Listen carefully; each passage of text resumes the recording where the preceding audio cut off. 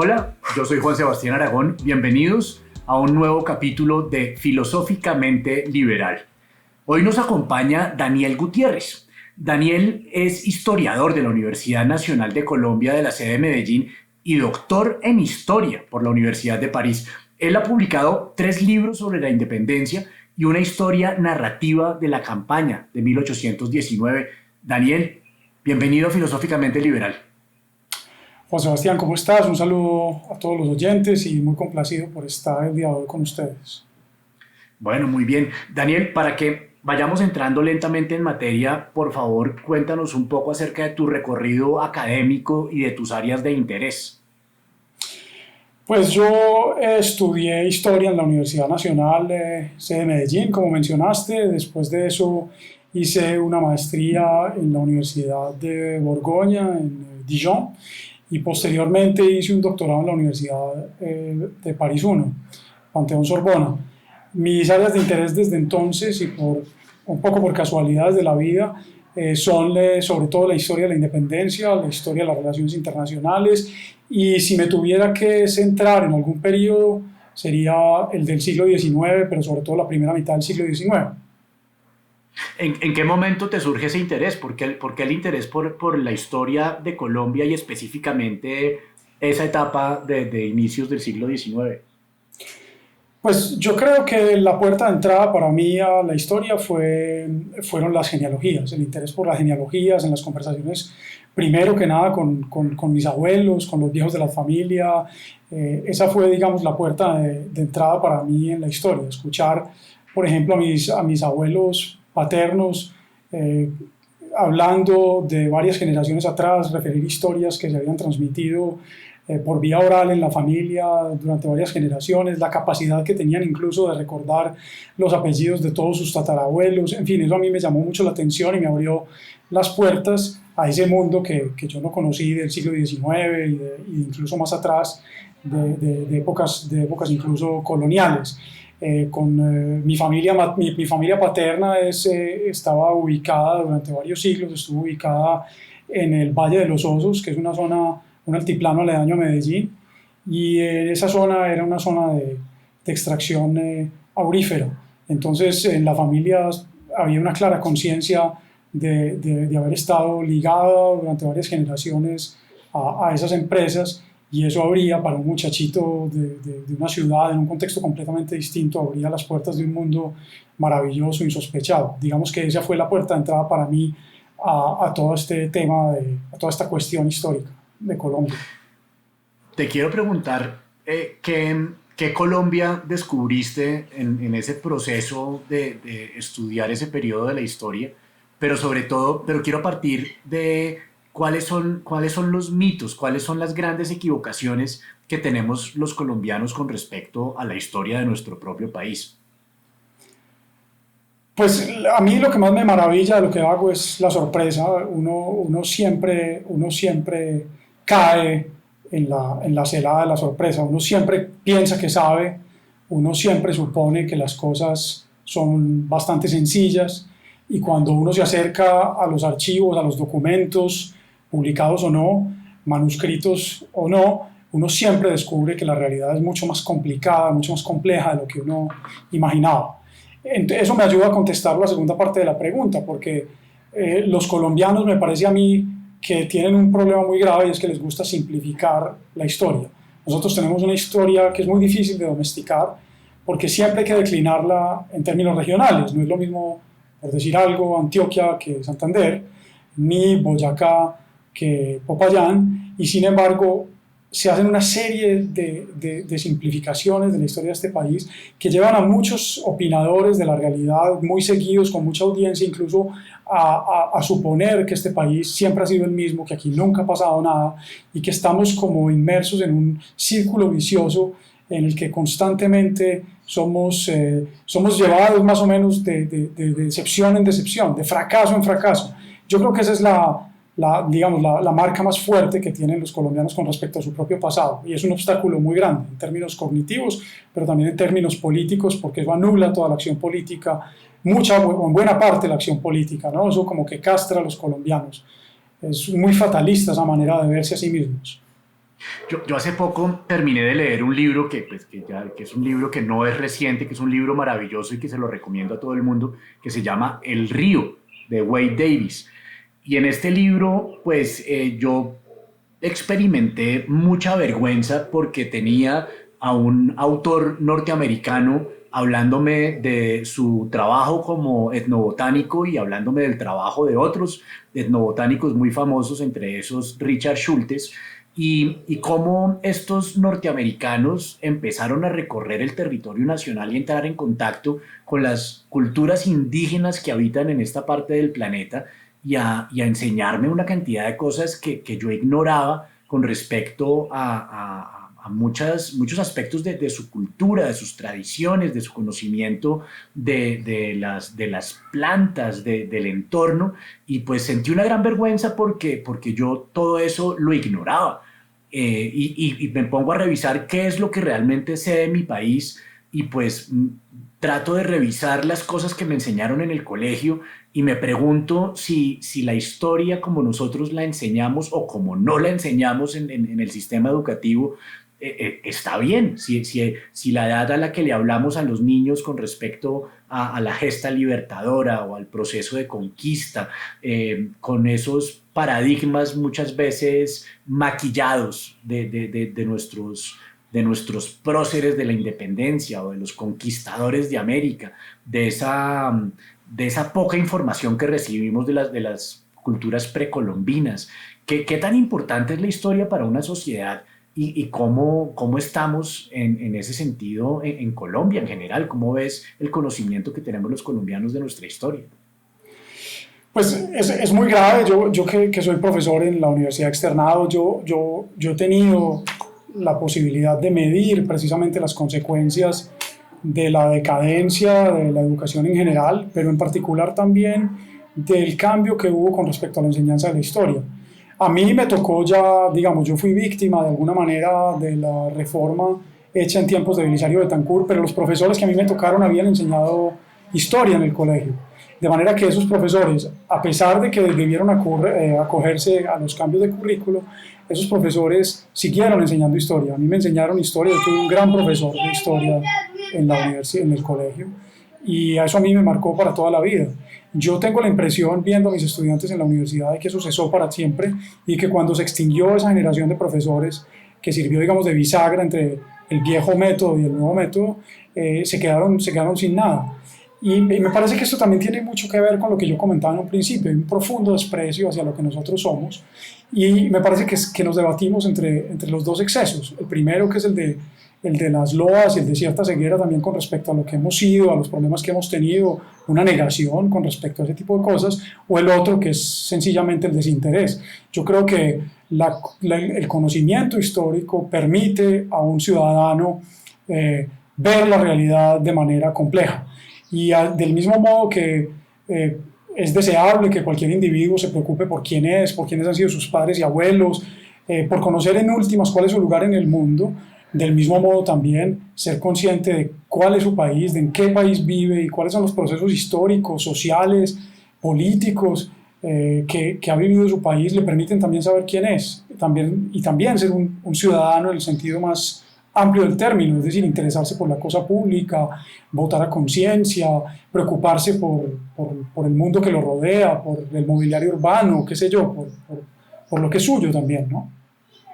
Nosotros, digamos que hay unos mitos que todo el mundo repite y, por ejemplo, que Europa nos lleva 2000 años de historia o que el hecho de que nos hubieran conquistado los españoles y no los británicos marcó una gran diferencia.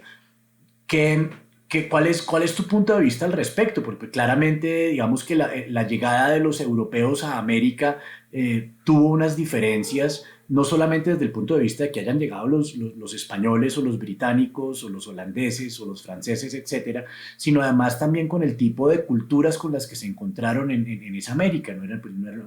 Hay grandes imperios como el Inca y como el Azteca. En Colombia, en el territorio colombiano, pues teníamos unas culturas un poco menos desarrolladas en ese sentido, en Norteamérica mucho menos aún, y había menos población. ¿Qué tanto marcaron esas diferencias en el desarrollo de estas nuevas colonias que eventualmente se convertirían en repúblicas casi que simultáneamente? Hay una cuestión que es muy importante y que está de alguna manera en tu pregunta. Yo quisiera simplemente darle un trasfondo histórico a esta pregunta, y es que hay mucha angustia por parte de los comentaristas políticos, los historiadores, pero no solamente los historiadores, de los publicistas en general, con respecto a por las razones que han llevado a Colombia, o a la Nueva Granada en su momento, por una senda que se considera equivocada, un camino lleno de dificultades.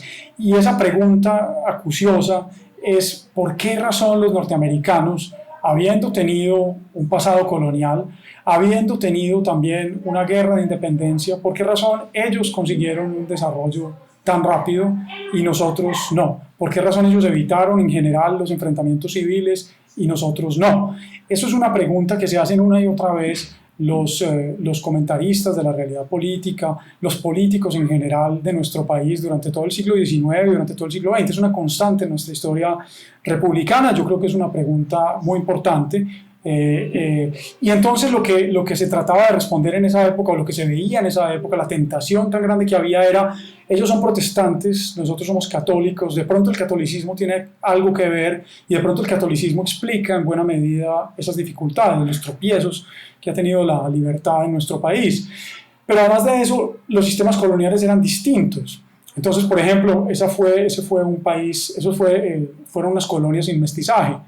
En estas colonias hubo mucho mestizaje, entonces muchos se veían tentados en decir: el problema es el mestizaje. Y del mismo modo, Y ese mestizaje, la diferencia entre que haya habido mestizaje en estas zonas y que no haya habido mestizaje con los anglosajones, ¿tiene alguna explicación? Sí, claro, hay una cosa que se llama, hay algo muy importante en la historia, que son las mentalidades. Muchos dicen que es lo que más lentamente cambia, lo más difícil de cambiar, y había una mentalidad distinta por parte de los colonos angloamericanos con respecto a los colonos hispanoamericanos, y era una resistencia mayor a mezclarse tanto con los indios como con los esclavos. Entonces hay mucho más mestizaje por esa misma razón en la América española. Y yo hace poco estaba leyendo un artículo sobre una investigación hecha a partir de muestras de ADN que se tomaron ciudadanos norteamericanos, afroamericanos, y que mostraba precisamente la diferencia que había entre los descendientes de esclavos norteamericanos y los descendientes de esclavos llegados a Hispanoamérica, porque en Norteamérica seguía siendo excepcional la mezcla entre una mujer blanca y un hombre negro, mientras que entre nosotros no lo era tanto. La diferencia en ese sentido es muy grande. Ahora, las consecuencias políticas de esto, en un momento como lo es en la segunda mitad del siglo XIX, en el que se piensa que las razas tienen una incidencia grande en el desarrollo político, porque las razas, pues evidentemente, tienen un componente moral muy grande. Digamos, la gente que veían eso con angustia y pensaban que eso era así, que eso era real, pues podían consolarse o desconsolarse pensando que nosotros teníamos un patrimonio genético que nos conducía a la catástrofe. Pero como el panorama ha cambiado tanto, y como ya, digamos, la ciencia nos permite establecer que eso no es así, que las tales razas no existen, y mucho menos toda la carga moral que se ponía discriminatoriamente en ciertas razas, pues digamos que eso ha dejado de tener la valencia que tenía, ¿no? Pero como te decía, esa pregunta es muy importante porque ha sido realmente una obsesión en los observadores de nuestra realidad política. Y a mí me parece que es importante agregar a esa ecuación otras cosas. Yo creo que es una pregunta muy importante, pero creo también que las condiciones, por ejemplo, geográficas de los Estados Unidos de la costa este no eran semejantes a las condiciones geográficas de este país, que las vías de comunicación entonces no eran las mismas, por ejemplo, y que cuando se hizo la Revolución de Independencia en los Estados Unidos hubo una coyuntura muy favorable. Ustedes recordarán que los Estados Unidos gozaron rápidamente del apoyo francés, pues los Estados Unidos, los colonos angloamericanos gozaron rápidamente del apoyo francés y español, mientras que los hispanoamericanos que hicieron la Revolución de Independencia no tuvieron prácticamente el apoyo de ninguna potencia. Eso cambia mucho las cosas. nuestra revolución fue mucho más larga y mucho más sangrienta, mucho más destructiva también. Y posteriormente la coyuntura después de las independencias tampoco fue muy favorable. Es decir, es mucho más complicado el panorama, pero es una pregunta válida, muy importante. Y aunque, bueno, y aunque la revolución americana está separada de las suramericanas o de las hispanoamericanas por 3 décadas aproximadamente, lo que estaba pasando en Europa en esas 3 décadas fue lo que determinó que una parte de Europa apoyara una revolución en el norte y otra parte de Europa no apoyara una revolución en el sur. Sí, efectivamente, lo que decís es muy justo, porque efectivamente Inglaterra y Francia son a finales del siglo XVIII las dos grandes potencias. España, por pertenecer su rey a la dinastía de los Borbones, contrae una alianza con los franceses y se alinea con esta potencia frente a Gran Bretaña. Eso explica su entrada en la guerra, su temprana entrada en la guerra contra los franceses, además de, por supuesto, los resultados catastróficos que había tenido otra guerra europea para España. Mientras que cuando estallan las revoluciones que llamamos de independencias, esas revoluciones de independencia suceden justamente en el momento en el que hay una guerra europea. Y el hecho de que haya una guerra europea, una coalición contra Napoleón y el Imperio francés, hace que el escenario americano sea importante, por supuesto. Investigadores ingleses han demostrado que había más soldados ingleses peleando en los dominios americanos y por mantener la primacía de Inglaterra en estos mares, porque dependían en buena medida de sus mercados, de los mercados hispanoamericanos, para mantener las fábricas de la revolución industrial andando y por lo tanto para financiar la máquina guerrera, pero muy rápidamente queda claro que Francia no tiene ninguna posibilidad real de influir en los destinos de América, y por lo tanto los ingleses pues hacen una cosa muy sabia, que es apoyar solapadamente a los independentistas cuando es necesario, y en Europa apoyar a los españoles, de manera que no hay ninguna potencia se alinea con los independentistas de manera clara. Bueno, y América Latina, a mí me llamó mucho la atención un libro de Robinson y Acemoglu que se llama ¿Por qué fracasan las naciones?, en el cual empieza primero haciendo una crítica de una teoría que es la del determinismo geográfico, en la que dice que los países del primer mundo están de los trópicos hacia allá, donde hay estaciones, por la influencia que tiene el clima en la gente, donde la necesidad de sobrepasar el invierno, las dificultades que representa el invierno, hace que la gente se organice, planee, aprenda a ahorrar, etcétera, etcétera. Y sin embargo, este par de autores lo que dicen es que si eso fuera cierto, tendría que haber sido cierto siempre, y que antes de la llegada de los europeos a América, las grandes civilizaciones estaban en el trópico y en el cono sur, donde hoy quedan Argentina, Chile, y en Norteamérica no había grandes desarrollos culturales. Y hablan de su hipótesis, es que hablan de las sociedades que son inclusivas incluyentes o excluyentes en lo económico y en lo político.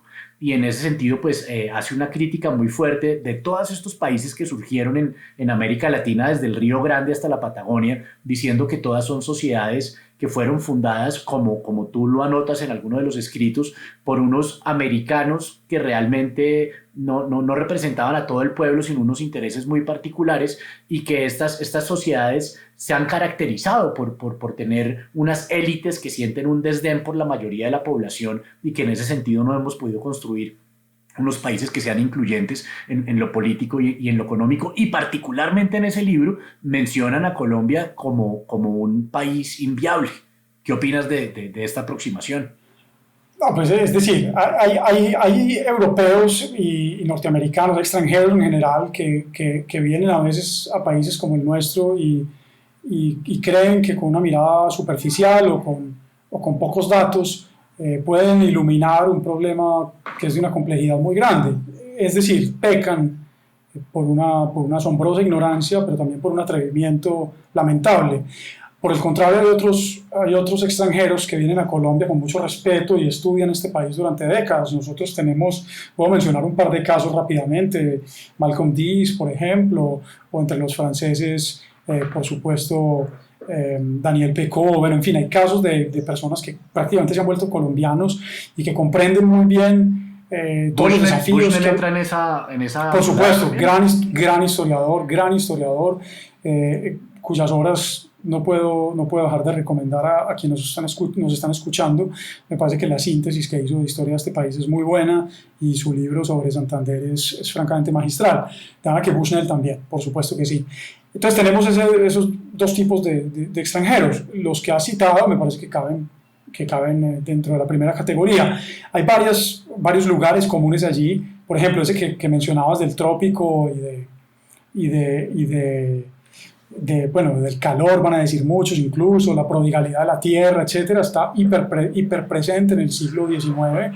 Se habla mucho en el siglo XIX de la yuca y del plátano como culpables del abatimiento de Colombia, y entonces se dice que las poblaciones indolentes que yacen entregadas a la lujuria y en parte lo hacen porque hay plátano y yuca y porque entonces no tienen que trabajar, que es un poco la mirada que tienen ciertas personas del interior todavía sobre los que habitan en tierra caliente, y que es una mirada profundamente ignorante, es decir, no conocen, no han estado y no han visto cómo y cuánto trabajan las personas de tierra caliente.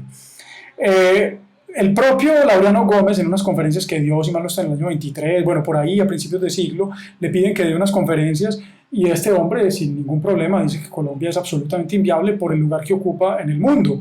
Y entonces, como está en medio de ese trópico fatal, y como en ese lugar del mundo jamás ha habido una civilización que valga la pena, porque entonces si te vas al mismo punto del globo en África, pues ahí no hay sino tribus decadentes, etcétera, etcétera. Entonces pues nosotros básicamente estamos condenados a tener déspotas porque somos incapaces de producir una democracia digna de ese nombre. Yo evidentemente no puedo creer en cosas de ese estilo, pero la otra idea, que es la de las sociedades incluyentes o excluyentes, me parece que es una idea, digamos, más elaborada, pero también me parece que peca por superficial, porque es que realmente cuando uno compara lo que ha sido este país, lo que es hoy, lo que ha sido, no sé, hace 50 años, hace 100 años, hace 150 años, uno no deja de ver cambios muy importantes y cambios muy grandes. Y hay un problema también, y es que hay una tentación muy grande en ver pues que este país ha sido gobernado por un minúsculo grupo de personas que compondrían una élite aprovechada, en últimas bastante inepta, etcétera. Pero esto lo han dicho muchas personas, pues, y yo me apoyo en lo que han dicho, pero también en lo que yo mismo he logrado ver en mis investigaciones. Uno lo que ve realmente es que no hay tal grupo pequeño que se perpetúe desde las épocas coloniales hasta hoy. De hecho, Malcolm Dees, en un libro que a mí me gusta mucho, que se llama Intercambios Violentos, señala más bien lo contrario. Este es un país con una movilidad social muy importante, y quizás parte del problema de la violencia que en ciertas épocas ha conocido Colombia tenga que ver con eso. Y cuando dice gran movilidad es con respecto, evidentemente, a otras sociedades semejantes a la nuestra. Bueno, entonces vámonos al nacimiento de esta república. ¿Cómo era el ambiente a principios del siglo XIX en la Nueva Granada? ¿Y quiénes fueron esas personas que empezaron a poner este tema sobre la mesa? ¿Qué intereses defendían y qué idea de país tenían en la cabeza? Bueno, yo por mis ideas de historiador y por el mundo historiador, también una vez me gustaría poner esta pregunta, digamos, dentro de los debates entre historiadores. Lo primero es que, digamos, a finales del siglo XX o a mediados del siglo XX había más o menos una idea clara de que había habido desde antes unos movimientos pro-independentistas que habían fracasado, y entre esos se ponía en primerísimo lugar el de los comuneros, pero también se hablaba de la impresión de los derechos del hombre, de la deportación a España de ciertos criollos ilustrados, etcétera, etcétera. Posteriormente se impuso otro paradigma según el cual la independencia es fruto exclusivo, o sobre todo es fruto de la coyuntura europea y de lo sucedido en 1808, cuando los reyes españoles debieron abdicar la corona en manos de Napoleón. A mí me parece que el debate sigue abierto, que la cosa no es tan clara, pero lo que sí me parece, pues digamos, ya ese es mi punto de vista, es que es difícil imaginar que todo esto se produce simplemente porque hay acontecimientos europeos. Hay algo en este país, pues en ese virreinato en ese momento, que hace que se inflame en muy poco tiempo, el territorio, y que en muy poco tiempo, además, como ya han establecido las investigaciones más de las últimas 2 décadas, tenga lugar un republicanismo muy temprano, unas muy tempranas declaraciones de independencia en este preciso territorio. A mí me parece que eso es un punto muy importante, es decir, tenemos un Fueron procesos que esto se regó como un incendio por todas las colonias españolas en América del Sur, ¿cierto? Fueron procesos bastante simultáneos, digamos que pues, entendamos las circunstancias tecnológicas del momento, de qué tan rápido podían correr las noticias de un lado al otro y qué tanto se podían articular los independentistas de las distintas colonias, qué tan simultáneo fue eso y pues si tenían la misma influencia. Claro, lo que han dicho muchos historiadores, no sin razón, es que la respuesta uniforme de la mayoría de estos territorios ultramarinos a lo que sucede en la península indica que todos ellos tenían en común cierto patrimonio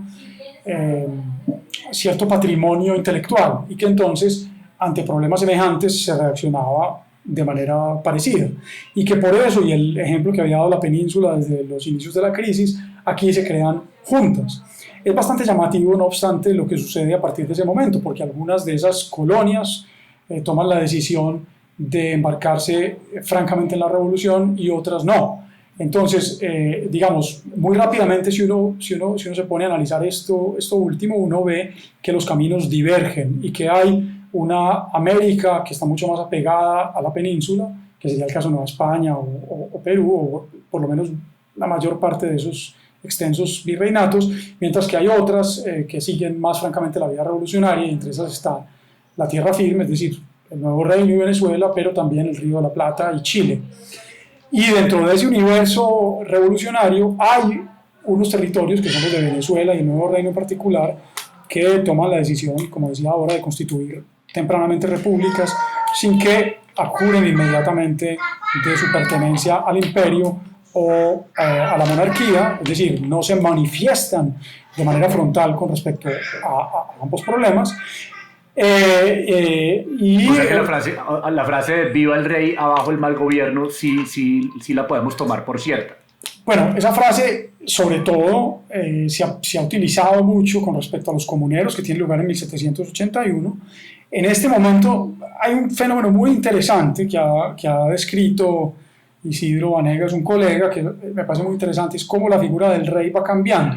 Y entonces, en un primer momento, 1808, 1810, uno nota efectivamente, por lo menos en los documentos públicos, uno nota, otra cosa sería tener acceso a correspondencias privadas, que por desgracia son muy escasas, por lo menos en los archivos, pero lo que indican esos documentos públicos es efectivamente cierto fervor monárquico. La gente promete que va a morir por Fernando VII, y si hemos de creer en las actas que se extienden justo después de las ceremonias de jura del rey, la gente se pone a llorar incluso cuando ve esos juramentos y cuando ve esas promesas de lealtad. Entonces, aparentemente durante esas ceremonias la gente lloraba, la multitud se ponía a llorar por el apoyo y los juramentos que prestaba en favor de Fernando VII.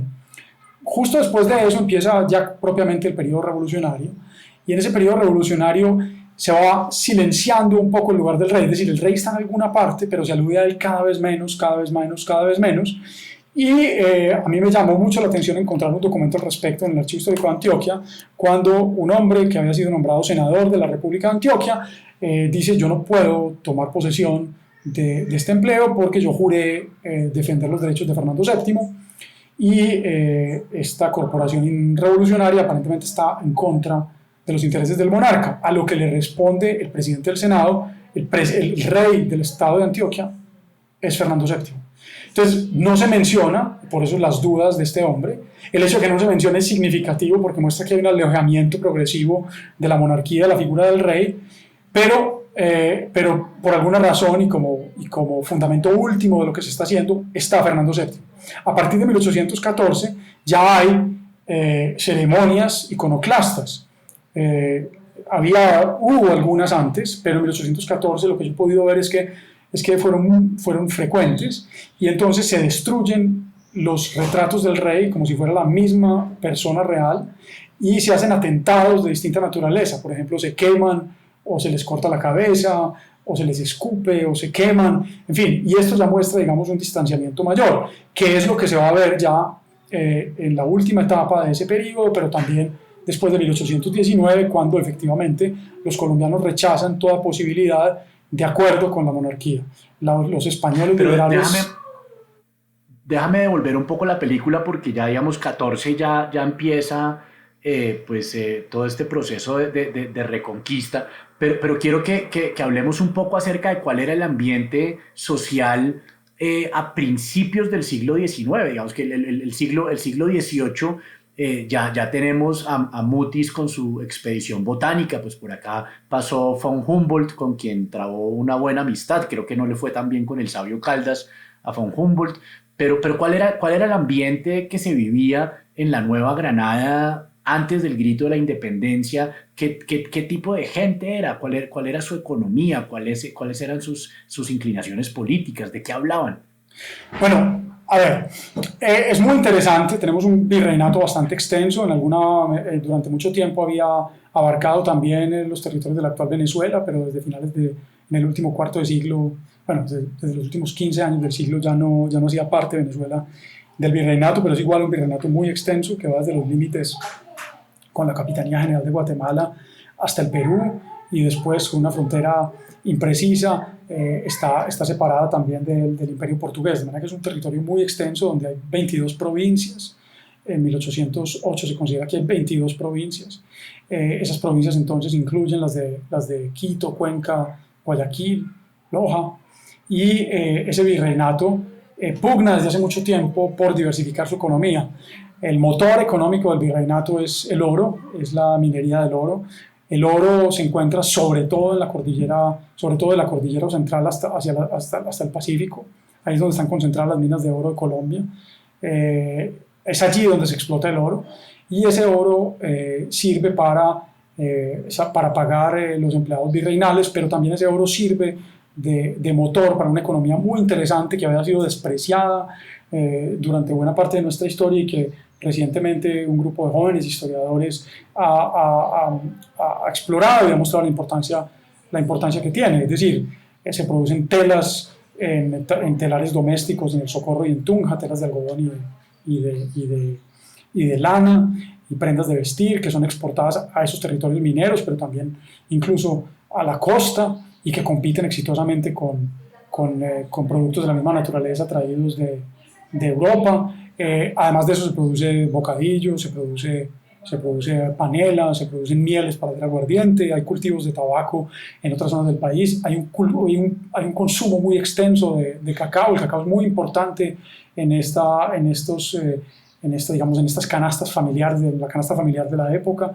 De manera que hay también ganaderías, y entonces un colega mío también de la universidad exploró eso en un libro muy bonito que se llama Eslabones del Mundo Andino, que muestra cómo desde la época de la conquista prácticamente, poco después de la conquista, hay actos ganaderos importantes en lo que es el Valle del Cauca, el departamento del Valle del Cauca, y que desde allí se exportan hasta Antioquia, se llevan a Quito, se llevan a Santa Fe, siguiendo pues unas rutas muy dilatadas.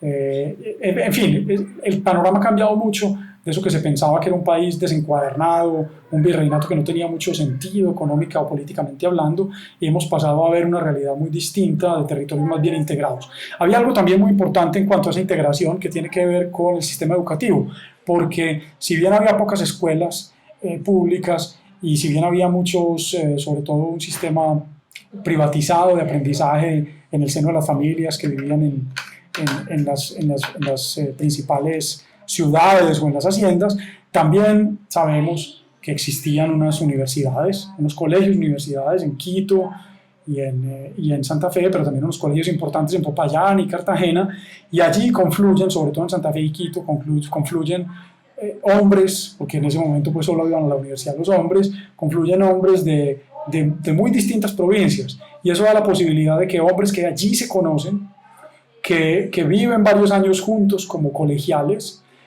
posteriormente mantengan una relación epistolar. Y esto es muy importante, tanto en lo que tiene que ver con la ciencia, lo que has mencionado sobre la expedición botánica, que vincula a mucha gente en las provincias, pero también con la revolución, porque estalla la revolución y resulta que hay un círculo de muchachos que se han conocido en las universidades de Santa Fe o de Quito y que tienen una relación que cuando no es entrañable, por lo menos es de camaradería y de antiguos compañeros de aula. Esto hace posible también, eso que mencionabas ahora, es cómo se responde de manera bastante concertada a la crisis de la monarquía. Y sin embargo, hay una cosa que yo observo, es mi percepción, y ojalá esté equivocado, pero yo siento que en esta parte del planeta no, el pensamiento científico no tuvo el furor que estaba teniendo en ese mismo momento en Europa, donde uno ya empezaba a ver todas las bases de una cantidad de desarrollos técnicos y tecnológicos que cambiaron toda la forma de mover mercancías y de comunicarnos entre nosotros, de las cuales nosotros hemos sido consumidores, pero pocas cosas inventamos por estos lares. Yo tengo efectivamente una visión distinta, yo no estoy diciendo que eso sea falso, pero digamos, no es lo mismo efectivamente ser un habitante de París que ser un habitante de una colonia y de una colonia pobre del Imperio Español. A pesar de eso, el movimiento ilustrado acá, las investigaciones que hay sobre el movimiento ilustrado, por ejemplo, José Antonio Amaya ya ha demostrado que una de las grandes bibliotecas botánicas del mundo se encontraba en Santa Fe y que la mejor escuela de dibujo botánico del mundo existía en Santa Fe. De manera que eso es bastante curioso, cómo a pesar de todas esas limitaciones, de todos los constreñimientos que suponía precisamente ser un territorio colonial, aquí se desarrolla una escuela muy interesante que tiene que ver con la botánica, pero que también se involucra en política, ¿no? Y entonces me parece muy interesante lo que han señalado Amaya y precisamente algunos alumnos suyos que muestran precisamente, pienso particularmente en la exposición que él curó con Iván Felipe en el Museo Nacional el año pasado, y que muestra que la expedición botánica muy pronto se convierte de alguna manera en una especie de trampolín político mediante el cual los criollos manifiestan su desacuerdo con ciertas políticas imperiales y proponen una ciencia hecha no solamente en beneficio del imperio, sino en beneficio de los propios neogranadinos. Entonces proponen en ese sentido, dicen Amaya e Iván Felipe Suárez, proponen en ese sentido una geografía civil que permita el conocimiento del territorio, no solamente porque se trate de encontrar ciertas mercancías útiles para el imperio, sino también porque la geografía es un camino indispensable para cambiar el reino tal y como se conoce, es decir, las vías de comunicación, los recursos que posee, en fin, de estructurar de una manera completamente distinta las provincias del reino, vincularlas entre sí de otra manera, pero también que la relación de esas provincias con el mundo cambie. Y a ellos les preocupa mucho, a esos ilustrados les preocupa mucho, pues lo digo porque ellos mismos lo dicen, que este sea un reino que produzca sobre todo oro y que por las difíciles vías de comunicación sea casi imposible producir excedentes agrícolas, lo cual efectivamente entorpece mucho la producción de riqueza. Pero digamos, eso es una suerte que otra vez puedo estar diciendo una barrabasada, pero que siento que compartimos con toda América Latina, donde nuestras economías han estado fundamentalmente dedicadas a la producción de materias primas y todo el valor agregado se lo dan en otras partes del mundo para que después nosotros lo compremos mucho más caro. Digamos que ese es otro de los mitos que uno oye con frecuencia con respecto a los problemas que nos aquejan. Y bueno, hablemos de eso y después te pregunto otra cosa. Sí, a mí es algo que me quedó sonando en la cabeza después de que terminé el libro de Melo, La historia mínima, porque Melo dice algo parecido en alguna parte del libro. Dice, Colombia básicamente no ha hecho mayor contribución a la humanidad y se ha dedicado a consumir, efectivamente, a aprovecharse de los inventos que hacen los demás.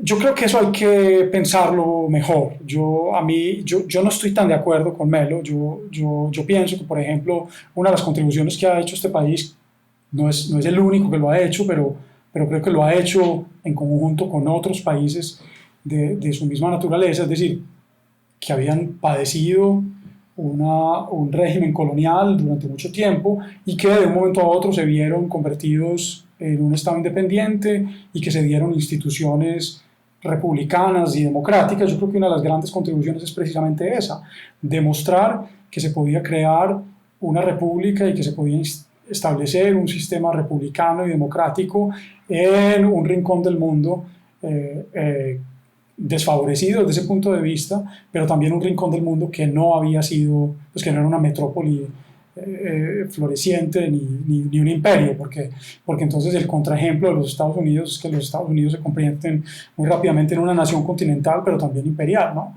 Entonces yo creo que una de las contribuciones, que me parece que es una cosa que vale la pena examinar, que ha hecho un país como el nuestro, con bastante civilismo en el siglo XIX, me parece a mí, es ese, ¿no? Implantar una república democrática con muy pocos sobresaltos.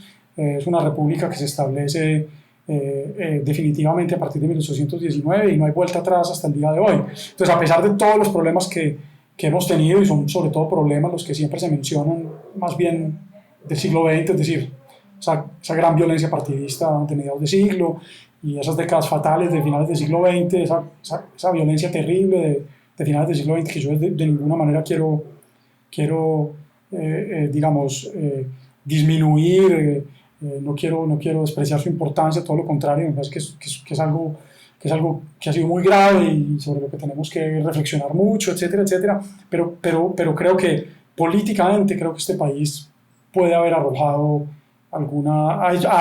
pudo hacer alguna contribución importante frente a ese problema del sistema político republicano y su funcionamiento, como te digo, en escenarios distintos a ese que me refería. Bueno, antes de meternos en eso, que me parece que es muy interesante, es ya para cerrar ese capítulo, es qué tanto nos ha costado como país haber conservado la decisión colonial de mantener la capital tan lejos de las costas.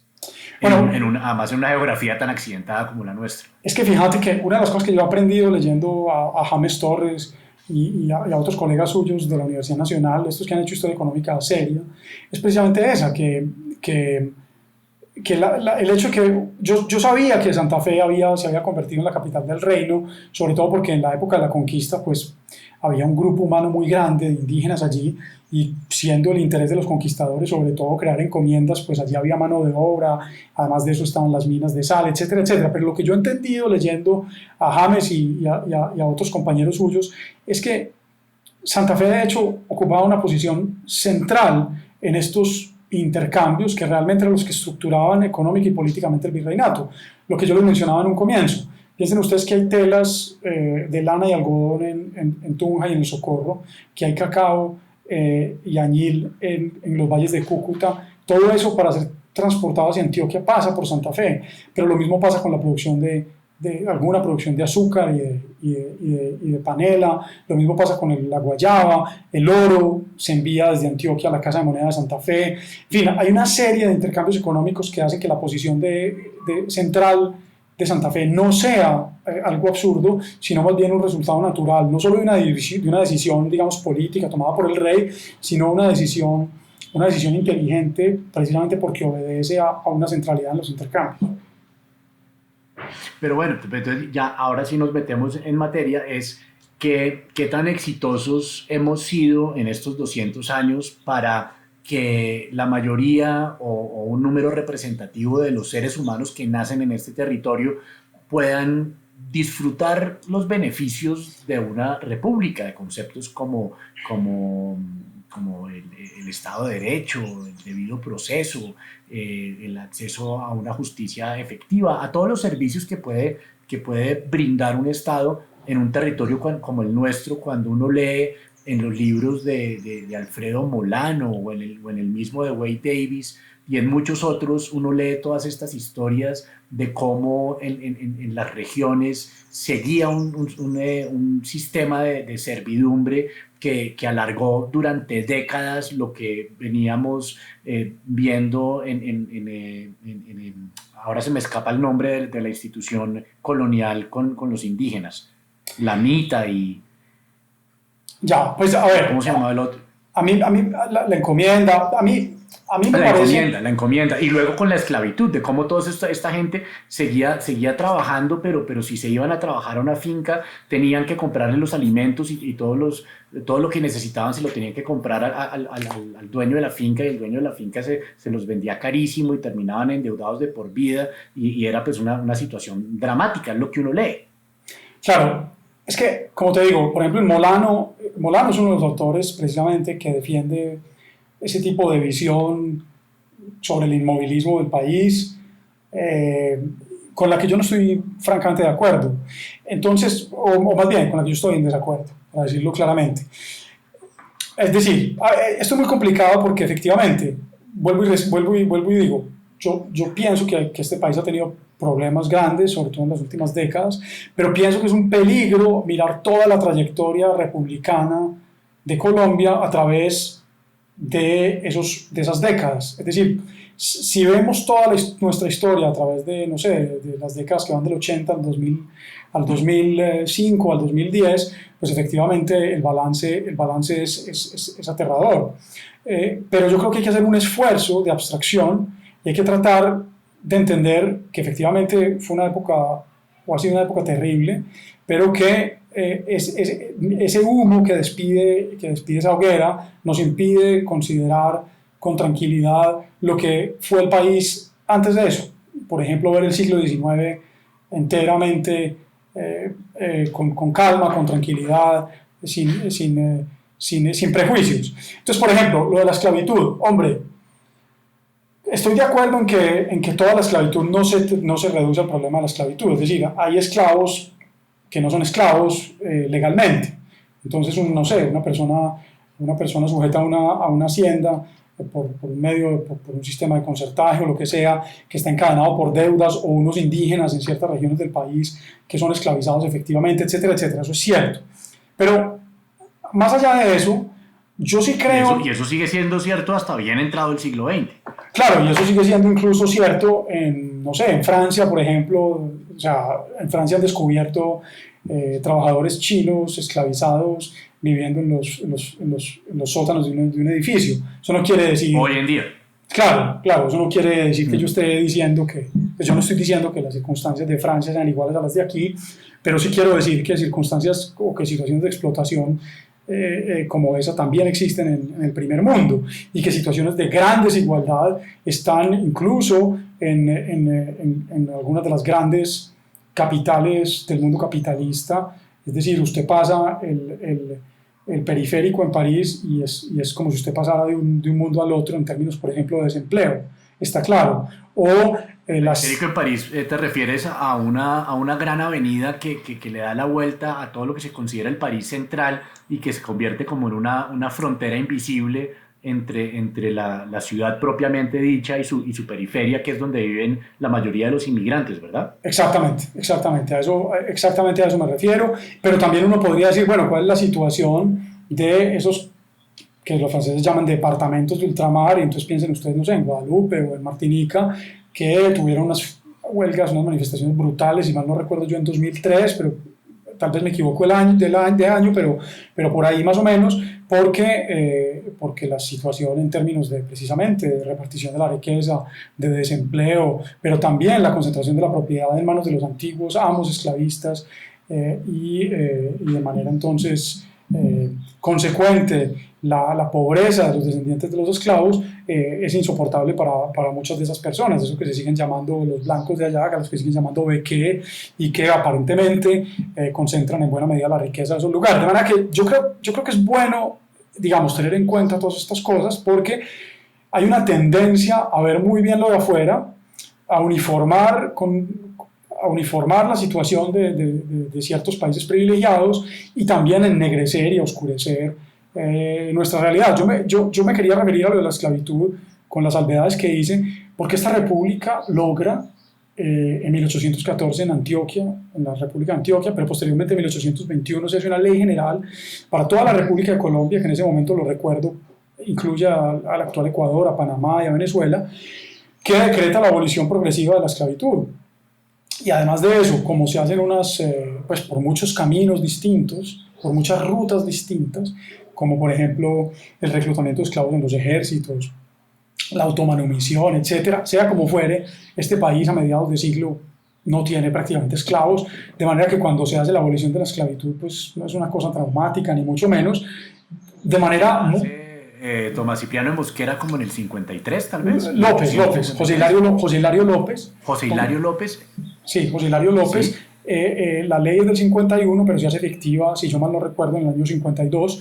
Y los liberales neogranadinos van a sentir un legítimo orgullo, pienso yo, cuando dicen en ese momento, miren, nosotros conseguimos una cosa que era difícil de hacer, atentando contra unos privilegios, contra unas propiedades importantes, y es cierto que hubo una pequeña guerra civil, pero una pequeña guerra civil, y entonces ellos dicen aquí no pasa nada semejante a lo sucedido en los Estados Unidos, donde hay una guerra civil que dura años y que es muy sangrienta, precisamente por la imposibilidad de ponerse de acuerdo con respecto a la esclavitud y el lugar de la esclavitud en la República. Pero más allá de eso, los neogranadinos dicen, nosotros desde el año 19, desde el año 21, perdón, nos pusimos de acuerdo con respecto a la inviabilidad en el sistema republicano de la esclavitud. Y yo creo que eso es cierto. O sea, lentamente se va a abolir la esclavitud y se considera que la esclavitud es un mal legado por la colonia.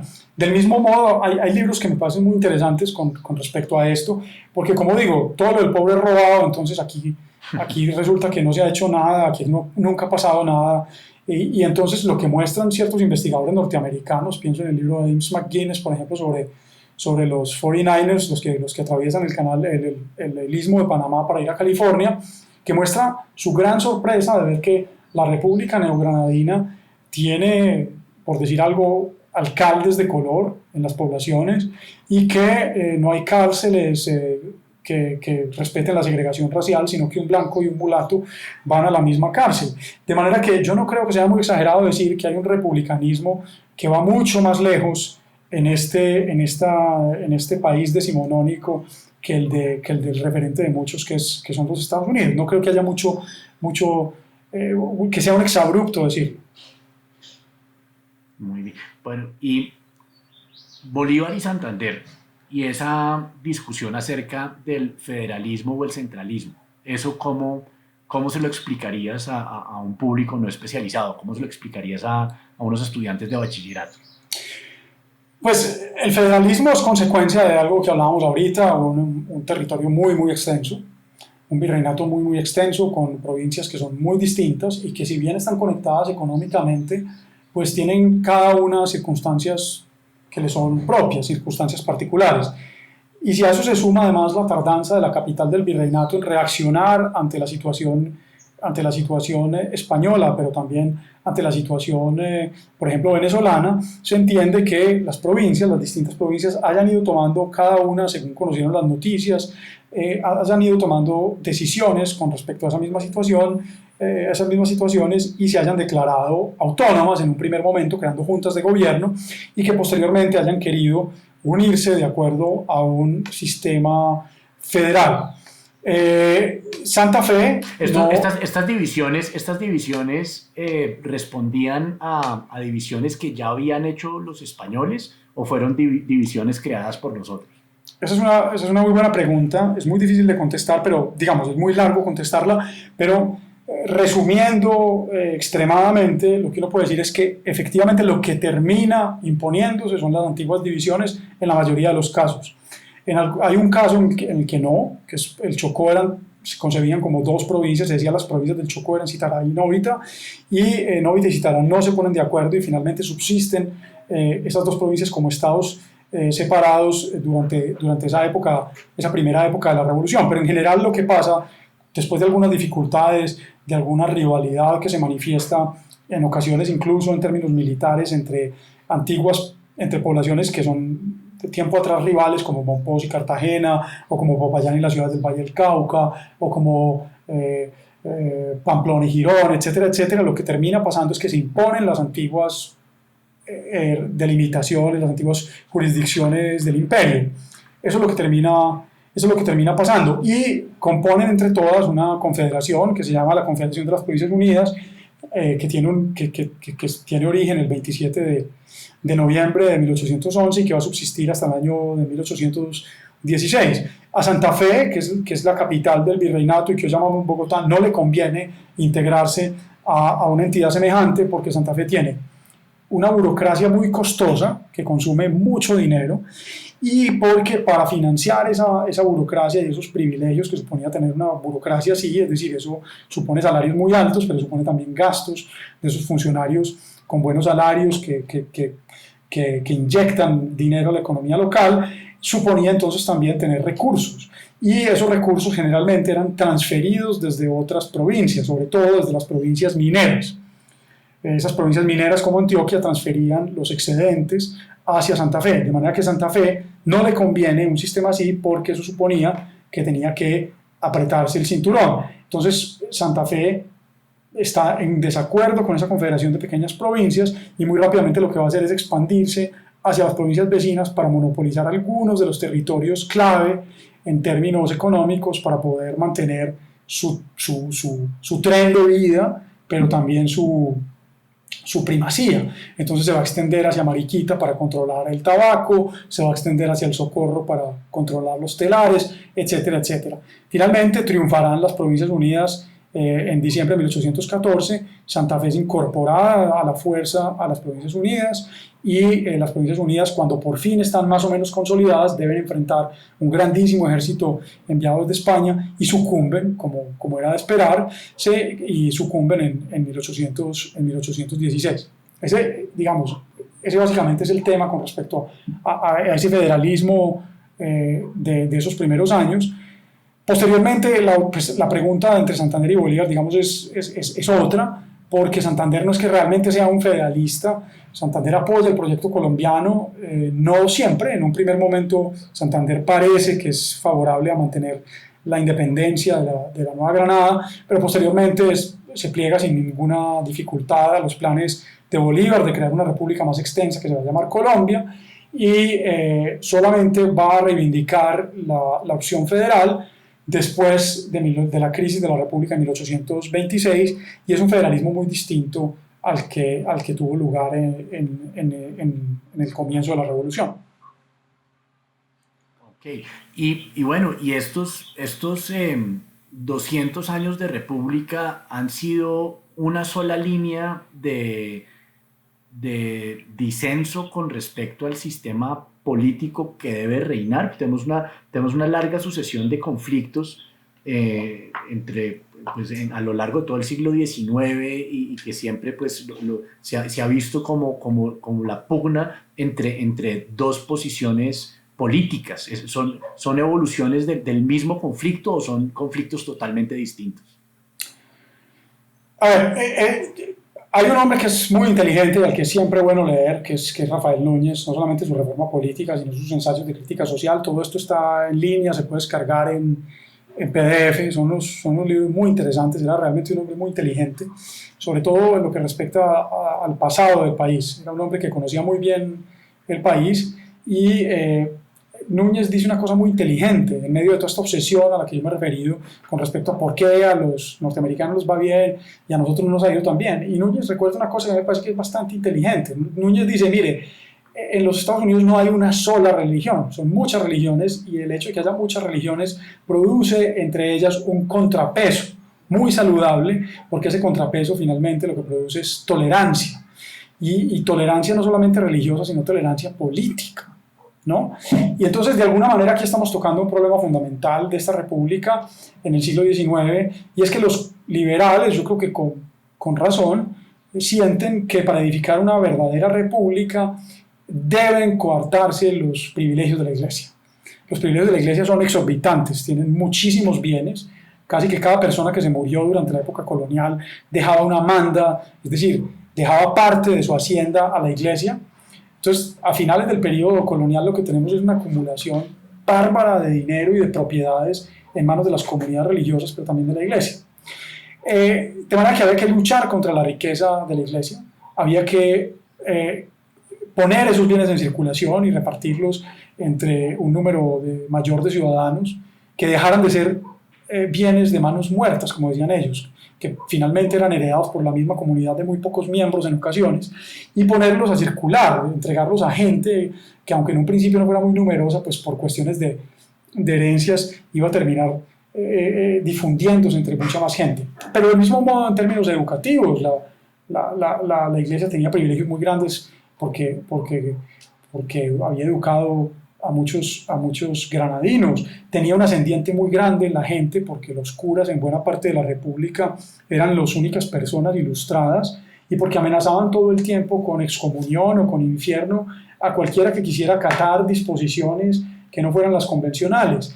De manera que yo creo que algo de razón tienen los liberales, quizás algunas de las reformas las hicieron impolíticamente, quizás algunas de ellas fueron incautas, se fueron llevadas a cabo con poca cautela quizás, pero en general yo comparto la idea de que la república en esas condiciones era inviable, y de manera que los liberales se embarcan en una serie de reformas muy costosas y hay que entenderlas precisamente teniendo de fondo todo este panorama de una iglesia muy potente, de una iglesia muy poderosa y de la inexistencia de esa tolerancia política de la que hablaba Núñez en el caso norteamericano. Esto entonces abre una serie de disputas, sobre todo a partir de 1849, en el que el tema religioso es muy importante. Me parece que lo fue menos el tema federal. Los conservadores de hecho estuvieron de acuerdo con la creación del sistema federal en la segunda mitad, de manera que no me parece que sea tan problemático la cuestión federal en la segunda mitad del siglo XIX como si lo fue la cuestión religiosa. Aquí hay una pregunta que te quiero hacer para poder continuar con la conversación, porque yo suelo hacérsela a una diversidad de personas y encuentro una diversidad de respuestas y pues a veces me parece que este es un tema que deberíamos tener un mayor consenso para poder saber dónde estamos parados, y es con respecto a lo que la gente opina que es la izquierda y que es la derecha. Yo muchas veces veo que las conversaciones no son sobre ideología, sino sobre corrupción o sobre ataques personales. Pero ¿cómo defines tú, de dónde surgen esos términos de izquierda y derecha y cómo se define cada posición que nos polariza tanto? Bueno, la izquierda y la derecha surgen de la Revolución Francesa, de la manera en la que en la Asamblea Nacional se sentaron los grupos que la componían. Y es muy interesante mirar cómo precisamente el hecho de coincidir en un mismo recinto y el hecho de verse obligados constantemente a tomar posición frente a distintas materias termina haciendo que las personas que piensan de manera semejante se sienten juntas. Entonces lo que tenemos básicamente, y la izquierda y la derecha en un principio son pues quienes apoyan a la monarquía y a la monarquía sobre todo antigua y el estado de cosas, el statu quo ante, digamos, y quienes se sientan a la izquierda son más bien aquellos que defienden la revolución, las nuevas ideas, las reformas, en un principio, posteriormente la revolución, porque este mismo esquema se repite ya después entre revolucionarios, entonces los que están sentados juntos en la convención, que es un espacio muy pequeño, un pequeño teatro cerca al Louvre, lo transforman en asamblea y están ahí sentados en un estrecho recinto, y entonces los que se oponen a que la revolución vaya muy lejos son los de la derecha y los que quieren que vaya más lejos aún son los de la izquierda. De manera que esos son los orígenes, digamos, de la expresión. Ahora, algunos pensadores como Bobbio dicen que lo que define más la diferencia entre la izquierda y la derecha es la insistencia en la igualdad, ¿no? que insistir en la igualdad, en la igualdad como un valor capital de la sociedad lo hace a uno más bien de izquierda, y precisamente despreciar esa o no concederle tanta importancia lo hace a uno más bien de derecha, ¿no? Y eso es consistente con las posiciones de los distintos actores a lo largo de la historia de Colombia. Por ejemplo, en alguna conversación que tuvimos que me pareció muy interesante, tú decías que había un gran valor en conocer la historia de la Guerra de los 1000 días, como por los puntos de encuentro y las analogías que podíamos encontrar con el proceso que estamos viviendo hoy en día. Sí, en general, pues que fue lo que yo hice con un grupo de colegas. Yo creo que fue un lindo trabajo, que es ese que se llama Paz en la República. nosotros quisimos hacer una contribución a la gran cuestión de nuestros días en nuestro país, me parece a mí, que es ese de la paz, esa cuestión de la paz, y nosotros queríamos darle a esto una perspectiva histórica mayor, porque normalmente la gente se remonta a las conversaciones de paz con otros grupos guerrilleros, pero poca atención le presta a lo que sucedió durante el siglo XIX. Y como tuvimos 8 guerras civiles, pues nos parecía a nosotros ahí un material muy importante para aprender de nosotros mismos, para retomar una tradición y para hacernos dueños de una tradición olvidada. Esa, digamos, era la idea. Con respecto a la izquierda y la derecha, pues como te puedes imaginar y como lo he señalado con el caso de los revolucionarios franceses, pues es una cuestión dinámica. Es decir, hoy para sobrevivir los miembros del Partido Conservador no se atreverían a manifestar muchas de las posturas históricas del partido, porque la sociedad ha evolucionado, entonces ya lo que ellos quieren conservar no es lo mismo que quisieron conservar, qué sé yo, sus abuelos o sus bisabuelos. Ellos tienen que amoldarse necesariamente al curso de los tiempos, pero surgen nuevas cuestiones y esas nuevas cuestiones dividen a la opinión pública, pero también a los políticos del país. Entonces uno ve, digamos, ciertas evoluciones con respecto a la coyuntura cambiante. Lo que es interesante, y yo vuelvo a insistir en esto, es que contrariamente a los que señalan básicamente una continuidad de este país, de los mismos con las mismas, como si todo el mundo se casara con ciertas posiciones ideológicas, uno ve que muchos de los grandes líderes del siglo XIX cambiaron de posición e incluso se fueron a las toldas contrarias. No sé, piensen ustedes en Mariano Ospina Rodríguez, que estuvo entre los que atentó contra Bolívar por considerarlo un peligro para la libertad y un dictador, a convertirse en el jefe del Partido Conservador. No sé, piensen en Anselmo Pineda, que estuvo con Córdoba, defendiendo a Córdoba contra precisamente oponiéndose a Bolívar y a la dictadura de Bolívar, y que termina siendo una figura del Partido Conservador. Los casos son muchísimos. Jorge Isaacs, que empieza siendo un conservador cercano a Caro y termina convirtiéndose en un liberal radical. En fin, hay muchos casos de estos que muestran, pues es decir, lo que es la vida, ¿no? Que la vida lleva a la gente a cambiar de opinión, a cambiar de manera de ver el mundo, y como dicen los franceses, solo los tontos no cambian de opinión. De acuerdo. Y nosotros digamos que tuvimos una carta magna que nos rigió durante más de un siglo, y tuvimos ese cambio. Hay otros países que no han tenido cambios de constitución. ¿Y cómo funciona ese software de actualizar las reglas a las cuales supuestamente nos acogemos, o por lo menos nos acogemos en el papel? ¿Qué grandes cambios hubo entre la Constitución de 1886 y la de 1991? Permíteme darle un poquito de trasfondo histórico a la pregunta. Es una pregunta muy interesante, porque lo que uno ve en el siglo XIX es que los políticos neogranadinos y colombianos le concedían una gran importancia al sistema institucional. Ellos pensaban que las instituciones tenían un poder transformador en los individuos y en la sociedad, y por lo tanto era importante batirse por esas instituciones, ¿no? Entonces eso muestra por qué cada vez que hay unos cambios importantes en el gobierno, hay cambio constitucional en el siglo XIX. No voy a empezar con la enumeración en la época de la independencia, pero uno sí ve, por ejemplo, que hay constitución en 1821, hay una constitución en 1832, hay una en el 43, una en el 53, una en el 58, y a partir de las del 58 cada uno de los 8 estados que pertenecen a la Confederación tiene una o varias constituciones. Lo mismo pasa después con 1863, la Constitución del 63, donde hay una constitución para toda la Confederación, pero también hay muchas constituciones en cada uno de los miembros de los Estados miembros de la Confederación. Esto pues como para apuntalar eso que he dicho sobre el cambio institucional y la importancia que se le atribuye. A finales de siglo, después de la Guerra de los 1000 días, uno ve en los periódicos que empieza a calar la opinión contraria. Entonces uno ve que la gente dice, y sobre todo los conservadores en un comienzo, que los países que más cambian de constitución son los países más atrasados, y que entonces se necesita estabilidad. Y a mí me parece que la Guerra de los 1000 días de alguna manera implanta esa convicción. Y entonces se hacen muchas reformas de muy gran calado en ocasiones a la Constitución del 86, pero se tiene un respeto por esa Constitución, en parte por lo que yo he dicho, ¿no? Entonces me parece que eso obedece, digamos, coyunturalmente a una opinión que se tenía desfavorable con respecto al cambio constitucional.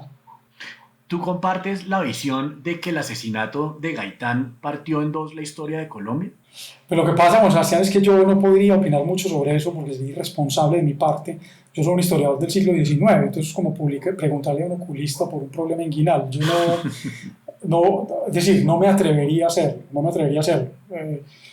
no. Bueno, pero aplaudo esa actitud porque hace poco estaba leyendo un artículo de un autor británico en el que se quejaba de eso, en el que se quejaba de cómo nos hemos convertido en una sociedad, y se quejaba de su sociedad, pero creo que eso también nos aqueja a nosotros, de cómo nosotros, el ciudadano común, se ha vuelto más experto que los expertos en los temas, y me parece que es muy importante que siempre tengamos la humildad y la sabiduría, sobre todo, de decir, bueno, yo este tema no opino porque no es mi tema, pregúntenle al que sepa.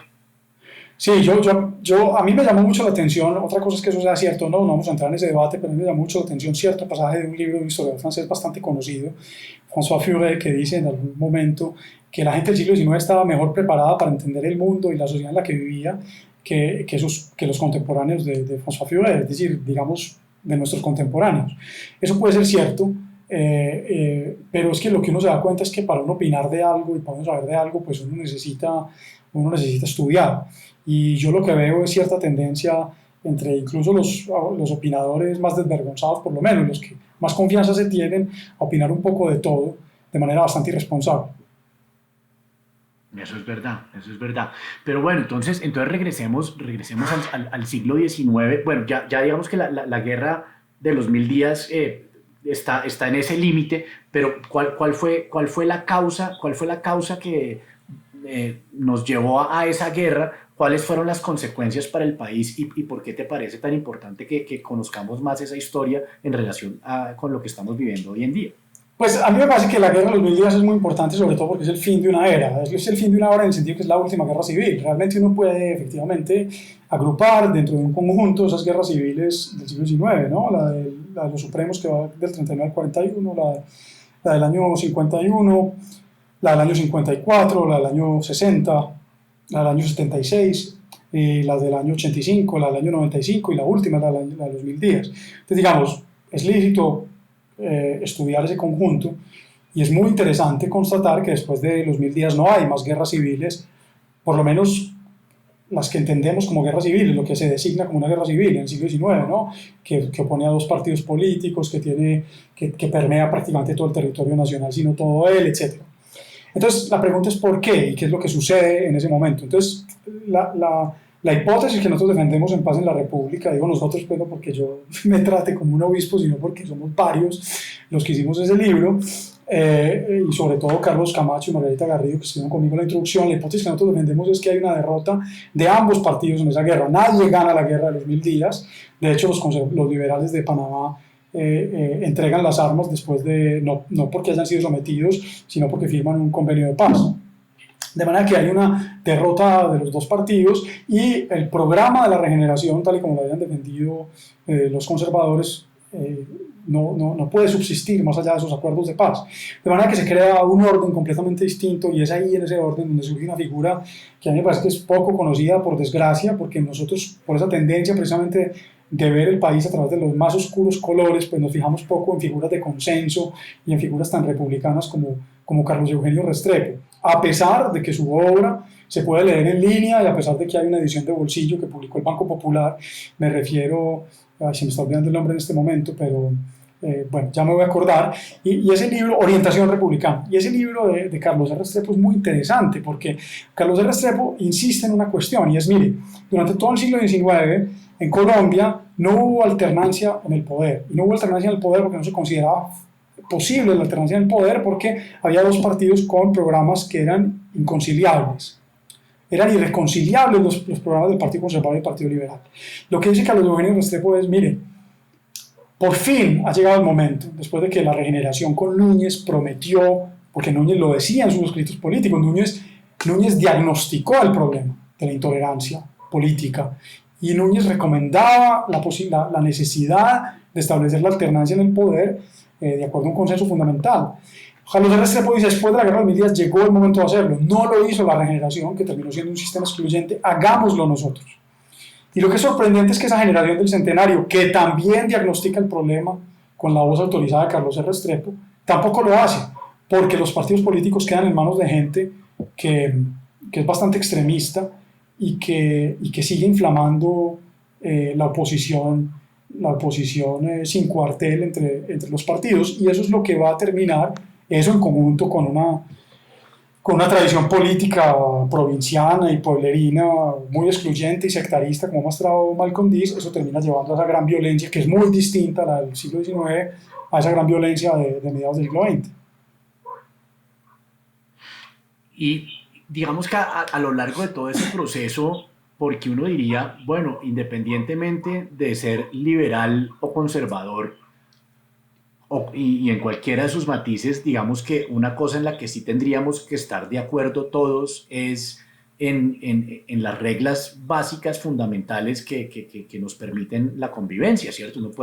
Uno puede pedir que el Estado aumente el gasto público en educación o salud, o puede decir que lo disminuya y que permita que el mercado supla esas necesidades, pero en lo que tiene que ver con el equilibrio de los poderes, la división de los poderes públicos, lo que ya hemos dicho de la presunción de inocencia, el debido proceso, en eso se supone que deberíamos estar de acuerdo todos. Ha sido ese el caso en los distintos conflictos de nuestra historia, específicamente en el siglo XIX.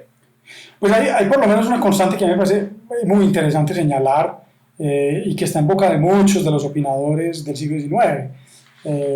Felipe Pérez, por ejemplo, lo dice en su periódico, lo dice además de una manera espectacular, y también lo dice Núñez, por ejemplo. Es un país que, comparado con sus vecinos, con casi todos sus vecinos, es un país que se muestra verdaderamente contrario a los liderazgos personales y definitivamente poco fértil a las dictaduras o a los regímenes monocráticos. Entonces usted mira, efectivamente, los casos que ellos mismos señalan, tienen toda la razón. Bolívar lo expulsan de Bogotá entre rechiflas, Obando termina sometido a un juicio por las autoridades competentes, el mismo Núñez pues termina en Cartagena viendo como todo su proyecto de la regeneración cae en manos de conservadores extremistas. En fin, aquí no parece haber figuras de estas como las que son tan abundantes en países como México, países del Río de la Plata, y eso sí parece ser una constante de este país. Me parece que es importante mencionarlo, ¿no? Tenemos incluso un ejemplo reciente. Uribe no pudo hacer lo que quiso de quedarse en el poder, no lo pudo hacer. Ahora que mencionabas lo de Argentina, ¿es Colombia o ha sido Colombia a lo largo de su historia republicana un país reacio a la inmigración? Porque uno ve todas estas colonias europeas abundantes en Venezuela, en Uruguay, en Paraguay, en Argentina, en Chile, en Brasil, en Perú, menos en Colombia. ¿Por qué esa diferencia? Bueno, la verdad es que desde la primera época de la Revolución hay un interés muy grande en que haya inmigración. Ellos que sabían cuál había sido el recorrido de los Estados Unidos en sus primeras décadas, conocían el papel que había jugado allí la inmigración en el desarrollo pues, económico del país. Entonces usted ve en textos muy tempranos la necesidad de atraer inmigrantes. En el Acta de Federación se habla de inmigración, se habla también de la necesidad de cambiar por lo menos la intolerancia que existe con respecto a la religión para que por lo menos de manera privada puedan los protestantes, que son los que el público, mejor dicho, el público al que se apunta como inmigrantes, puedan venir a este país y que se les respete aun cuando sea el curso privado. Y en esto se sigue insistiendo a lo largo del siglo XIX. El problema que había era, por una parte, la penuria de las arcas de este país. Es otra cosa en la que no se insiste lo suficiente. Este país es muy pobre, fue muy pobre durante todo el siglo XIX y durante buena parte del siglo XX. Entonces no había con qué. Pero la pobreza no es un factor dado, ¿no? O sea, la pobreza, mucho la riqueza se construye. Tiene que ver eso con nuestra cultura, con nuestra geografía. ¿Qué nos hizo un país pobre en ese momento? Pues, es decir, sí. Seguimos siendo un país. Pero este país se ha enriquecido muchísimo, se ha enriquecido muchísimo. Es que de verdad hay que mirar lo que era este país y las condiciones en las que se creó empresa en este país, para ver cómo han cambiado las cosas. ¿Cuánto se han cogido este país? Hoy estaba leyendo un artículo que mostraba que para ir de Pasto a Barbacoa se necesitaban 2 días a finales del siglo XVIII, ¿no? ¿Cuánto se han cogido este país en ese sentido? Por ejemplo, por poner un caso, ¿no? Digo esto porque es que con ese pesimismo, digamos, imperante, pues yo creo que sí hay que recordar estas cosas porque contribuyen a tener una opinión un poquito más mesurada de nuestra realidad y de nuestra historia, ¿no? Entonces, pues sí, dificultades en la comunicación, pequeña población y muy dispersa, el hecho de que no hayamos tenido buenas vías de comunicación y medios de transporte, pues imposibilitaba entonces la producción de excedentes, la venta de excedentes en otras provincias. Y esto solamente es posible con la construcción del ferrocarril en ciertos casos. El hecho de que solamente... Bueno, pero ahí aplaudiendo tu actitud de que podamos mirar digamos, todo el panorama con sus cosas buenas y con sus cosas malas y de que no nos quedemos con una visión pesimista, pero por lo menos en ese aspecto, digamos que sí, la evidencia muestra algo que a mí siempre me ha causado una gran inquietud, y es qué pasó para que Colombia en la primera mitad del siglo XX tuviera trenes, tranvías y navegación fluvial y la hayamos perdido. Mira, que esa es otra pregunta que es muy interesante, que es muy difícil de contestar, porque es muy larga, pero digamos, la navegación a vapor funcionó, fue muy importante, pero la navegación a vapor tenía problemas muy serios. Por una parte, el consumo tan grande que hacía de leña, por una parte, que lo hacía a largo plazo inviable, y por otra, la navegación por el Magdalena, lo sabemos hoy, es una navegación difícil porque no permite barcos de gran calado, etcétera, etcétera. Con los ferrocarriles pasa una cosa distinta, tampoco es, digamos, el área de mi especialidad, pero lo que yo le he oído decir a alguien que hizo una tesis reciente al respecto era que los ferrocarriles habían sido bastante rentables y que más bien ahí el problema había sido la defensa de intereses locales y de cierto egoísmo provincial. Yo no sé hasta qué punto, es decir, no podría decir hasta qué punto, por lo menos desde mi punto de vista, porque no estoy bien enterado, hasta qué punto eso es cierto. Pero lo que sí es evidente es que este país, pues yo lo he visto en el curso de mi vida, este país ha mejorado en ese aspecto muy grandemente, y que hoy tenemos empresas que no teníamos antes, ¿no? En términos de, pues, mucho más robustas, ¿no? Y el empresariado colombiano, lo dicen las personas que trabajan en multinacionales, el empresariado colombiano ha sabido crear empresas que compiten de tú a tú con grandes multinacionales y que en otros países de la región tienen monopolios en sus productos bandera. Ese no es el caso en Colombia en muchos casos. A mí me parece que eso también es bueno tenerlo en cuenta, ¿no? Un país con mucha iniciativa empresarial y con una capacidad empresarial que parece que importante, ¿no? Sin yo ser experto en la materia una vez más. Pero decía lo de la inmigración, quería simplemente redondear lo de la inmigración. Entonces, un país con pocos fondos y con mucha competencia, muchos otros países queriendo también atraer esa inmigración. Entonces, finalmente, los más atractivos son los que se terminan quedando con esa inmigración. Vale, y te quería preguntar una cosa que es más de mi mundo, y es, desde tal vez finales de los 70 o principios de los 80 hasta la actualidad, se han hecho varios experimentos de llevar al audiovisual, a la televisión, distintas lecturas de episodios históricos de Colombia. Desde principios de los 80, tal vez año 81, arranca Revivamos Nuestra Historia, producido por Eduardo Lemaitre Televisión, hasta las más recientes. ¿Qué opinión tienes acerca de esa lectura que se ha hecho desde el audiovisual de distintos episodios de la historia colombiana? Pues a ver, mira, yo tengo muy buen recuerdo, pues un recuerdo brumoso de cuando yo era niño, que veía esas producciones de Eduardo Lemaitre.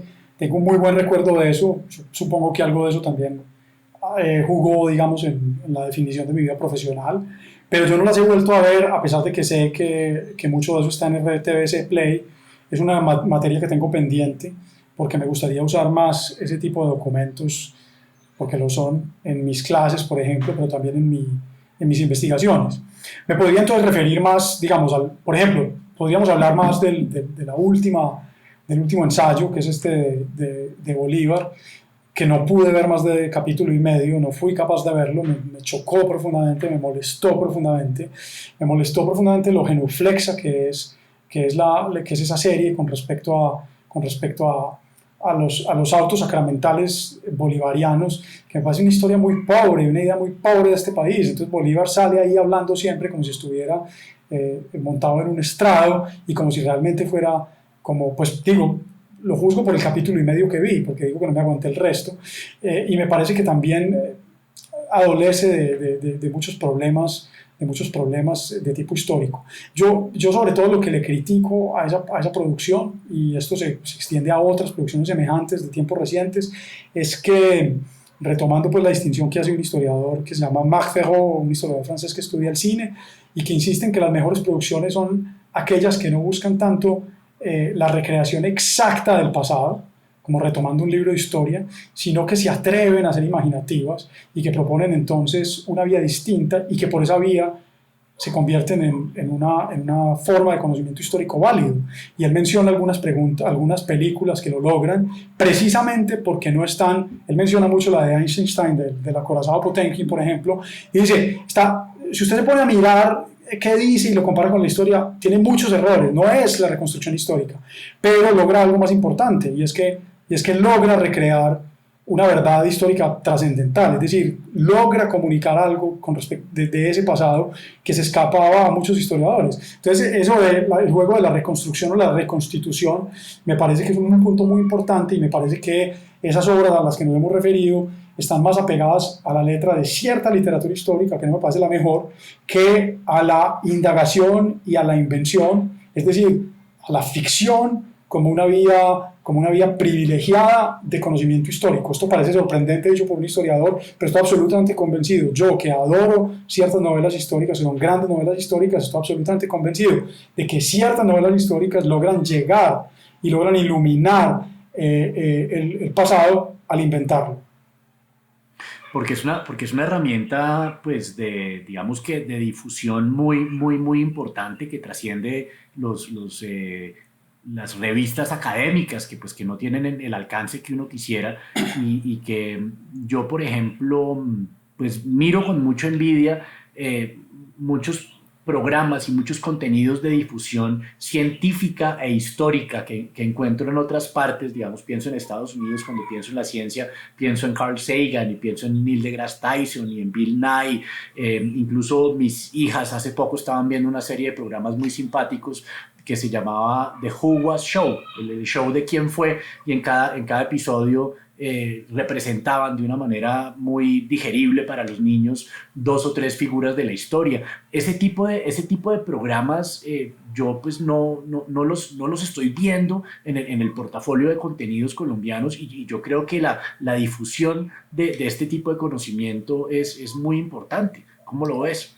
No, absolutamente de acuerdo, es una cosa muy importante, es una materia pendiente. Yo creo que el gremio de los historiadores en Colombia es bueno, creo que la calidad de las investigaciones ha mejorado mucho, pienso que somos muy numerosos ya, o sea, más numerosos que antes por lo menos, y que hay un público dispuesto a consumir contenidos de esa naturaleza. Yo creo que el problema viene en parte del gremio de los historiadores, que no le ha prestado la atención que debería a ese tipo de contenidos, pero en parte también creo que esto tiene que ver con un convencimiento que hay de quienes producen televisión, de quienes están al mando en los periódicos, en la radio, etcétera, que sienten que no es importante o interesante hacerlo. Entonces yo creo que ahí se juntan dos tipos de prejuicios: el de los académicos, que sienten que eso no está a la altura de su ocupación, y el de los que mandan en ese tipo de medios, que sienten que eso no le interesa a la gente, y que tampoco piensan que haya historiadores capaces de hacer una tarea bien hecha en ese sentido. Creo que ambos están equivocados, creo que es urgente hacerlo, y yo veo que eso está cambiando. Yo veo que hay colegas haciendo las cosas bien en ese sentido. Bueno, muy bien, Daniel, esto ha sido una conversación deliciosa.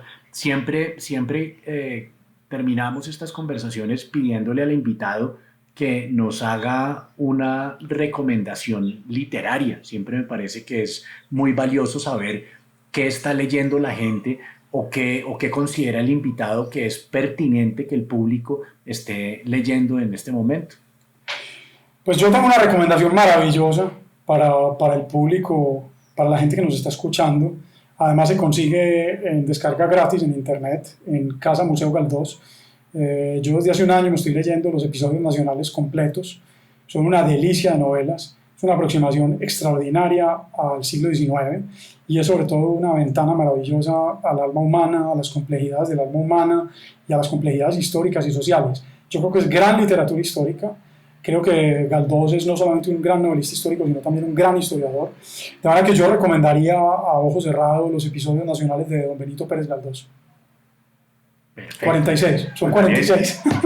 Son 46. Bueno, esas son 46 recomendaciones literarias. Eso está muy bien. Ya llevas récord imbatible en recomendaciones literarias. Daniel, pues encantar. Muchísimas gracias por haber estado con nosotros en este episodio de Filosóficamente Liberal y pues hasta una próxima oportunidad. No, gracias por la invitación, Juan Sebastián, y cuando quieran, con mucho gusto. Muchas gracias por la invitación. Hasta la próxima.